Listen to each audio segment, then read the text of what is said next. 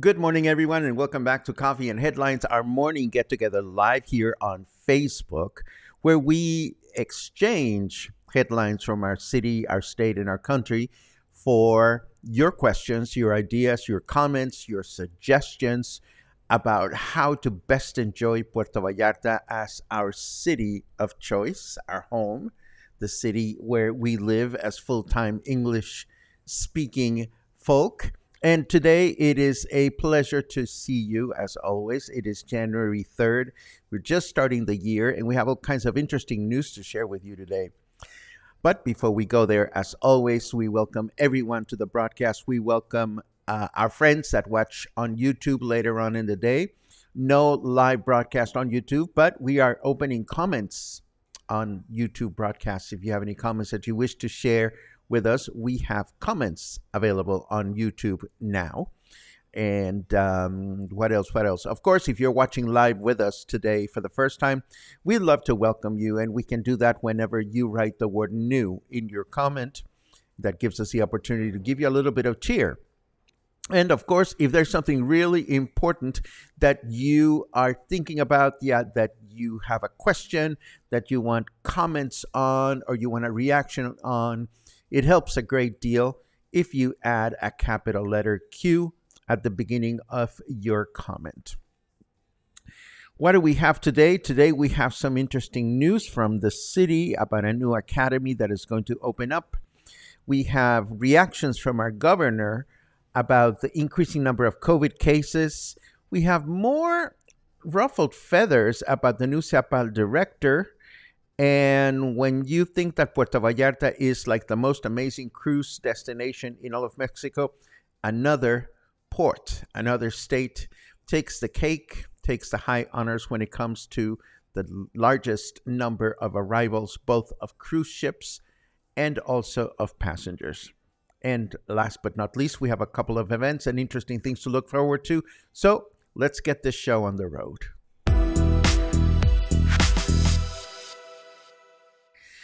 Well, for starters, we have good news. Puerto Vallarta City Council has approved the creation of a brand new civil protection and firefighter academy here in the city, which will serve double duty as a new additional firefighter station that will serve rural areas in the city and can also become a shelter if needed. The new academy will be located in Colonia Las Arboledas, which is on the way to San Sebastián del Oeste.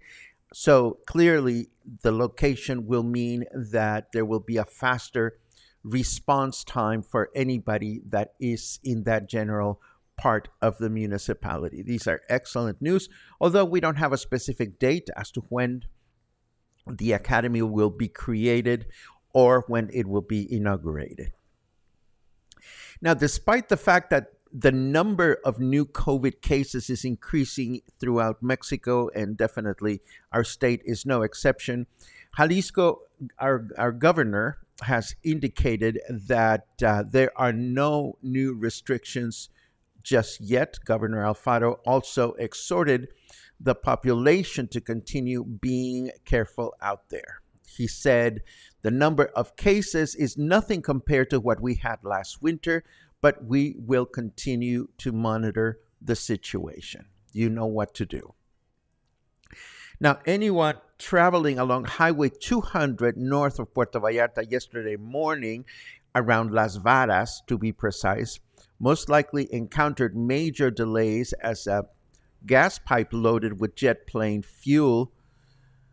And I don't know what the verb is that I wrote in my notes, suffered a nasty spin. But what expression do you use in English to indicate that a vehicle went on its side? I could not, for the life of me, think of a good verb to throw in there. But the picture speaks for the situation. Authorities quickly did what they could to try and divert traffic through other routes, which, as we know, are limited. Fortunately, no fuel was spilled. So the pipe truck capsized? No, that's what happens to boats. Flipped over. I don't know. If you care to suggest a verb for me to learn, I will be forever grateful. Turned over. Thank you. Thank you. Flipped over. Oh, that makes perfect sense. Why didn't I think of that? Thank you, guys. You are so freaking helpful at increasing my vocabulary. Tipped over. Yeah, that's what happens when I drink a lot of wine. Anyhow, moving right along. 2 times in less than a week. You guys are so funny. I love you. 2 times in less than a week has Tribuna de la Bahía pointed its finger at CEPAL director Jorge Alberto Castillo, while no other news outlets are mentioning him. So one has to wonder, is this personal? I don't know. But according to this news note, the new director came into office 62 days ago, and he was supposed to report on the transition in 30 work days. This is by law. Every time somebody replaces someone, by law, there has to be a transition report. And as of this date, the new director has not submitted his. When questioned about this, Mayor Michel acknowledged that he has not received a report, but also added that the new director has no reason to hide, as the newspaper suggested last week, as doing so would make him responsible for any irregularities. The last news note that we have today before we move on to the weather and our chit chat. For the first time in history, Mexico's Supreme Court has voted for a woman to become president of the country's top legal institution. Her name is Norma Lucia Piña Hernández, and she won by a narrow margin of only 1 vote. It is worth mentioning that in 200 years since the Supreme Court was founded, only 14 women have been a part of it. At present time, though, there are 4 female judges and 7 male judges. This is good news. And now let's turn over to the weather.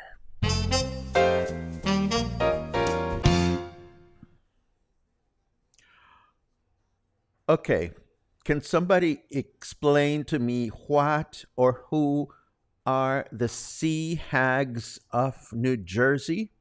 Our snarky weather says to me today, by the Botox injecting sea hags of New Jersey, the sun is here.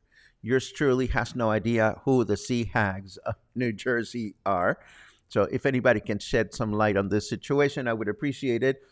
What I can tell you is that we are enjoying 24 Celsius right now, 75 Fahrenheit. Our humidity is high at 73%.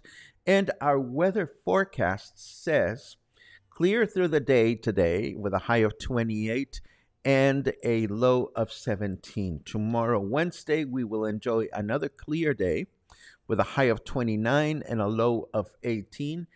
And On Thursday, we will have humidity throughout the day with a high of 31 and a low of 19.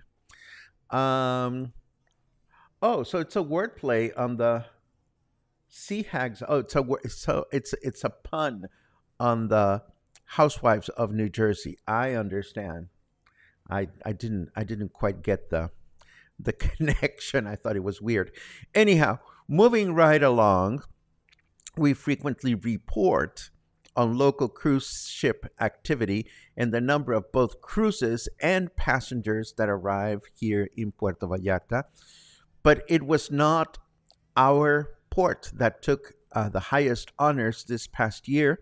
It was the state of Quintana Roo with its two ports that positioned itself on the top when it comes to cruise ship arrivals. 2022 ended with approximately 3 million passengers that arrived on 1,117 cruise ships in Cozumel.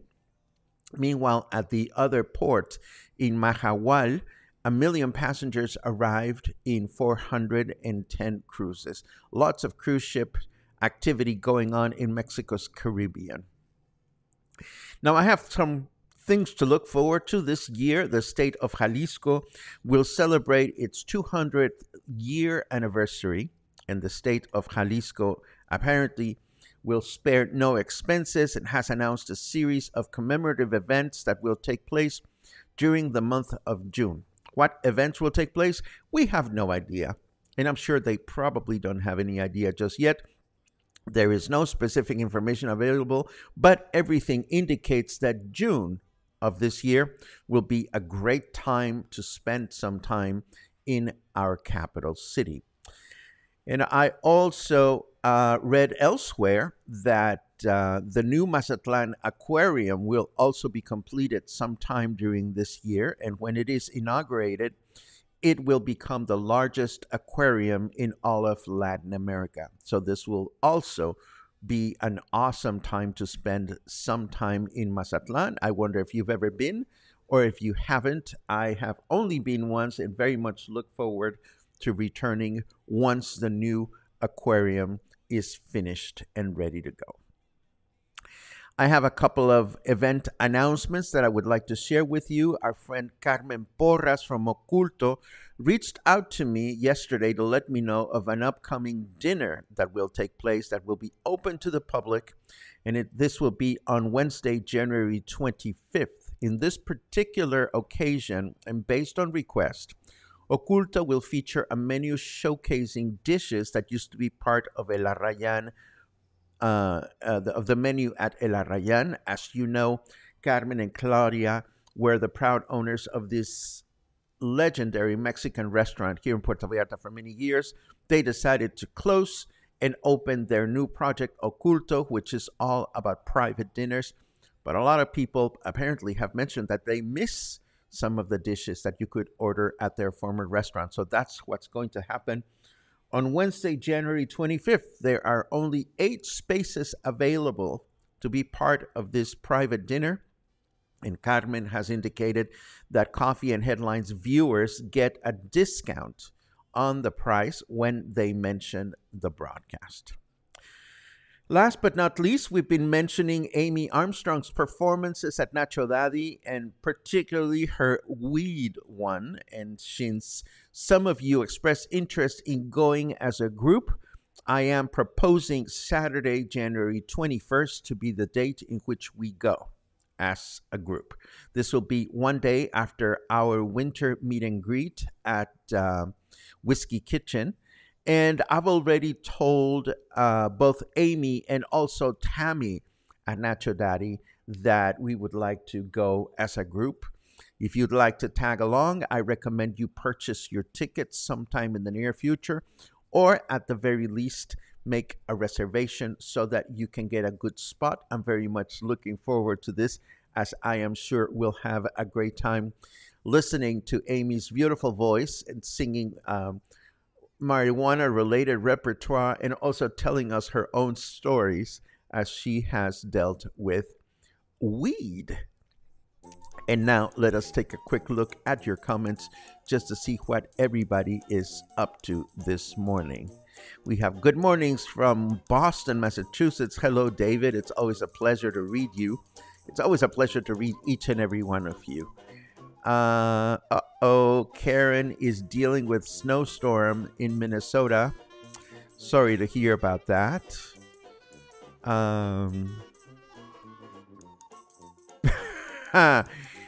Luisa is feeling extra fluffy today, and it is only January 3rd. It's not even time for Rosca de Reyes, which we will discuss tomorrow. As you know, Three Wise Men Day is coming up, and every time this important date comes up on the calendar, bakeries all over the country seem to go crazy with this special bread, which you need to know about, unless you want to end up scheduling a visit to the dentist. Tomorrow, we'll tell you the connection. Although I suspect most of you already know. If you don't know about Rosca de Reyes and why you can be in danger of having to go to the dentist, tomorrow we will explain this strange correlation. Ah, dear. Let's see what we have.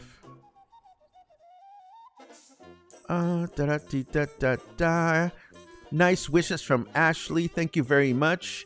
Sage and I went south to Maito for New Year's, and we actually ran into Gina Hendricks from Whiskey Kitchen. Yes, I knew that Gina was going to take the New Year off, and I hope you guys had a great time over there, and I certainly hope Gina did as well. I will have lunch at Whiskey Kitchen tomorrow with a friend, so there will be a great opportunity to catch up with her. Let's see. Oh, Ashley is now saying that the truck laid down to take a nap. Somehow I don't think that's the way it went, but I loved all your different suggestions. Den got very academic by saying that the truck slipped sideways into the ditch. I love it. I love it. If you ever want to learn a foreign language, try starting a morning broadcast. I learned so much from each and every one of you every single day. Let's see what else we have. Oh, Luisa cheers on the new judge. I know that Luisa is a champion for women, and I also like to see women thrive. So yes, I'm excited about this. I don't know yet what the political and legal implications are between the new Supreme Court president and the current party, but I will be reading my news in the next few days. Oh my goodness, Brian is going to Guadalajara.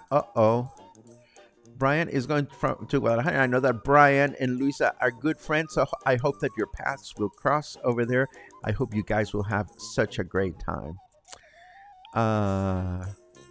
What else do we see here? There's a cue from Spencer. Paco, I will be arriving on the 17th from Denver.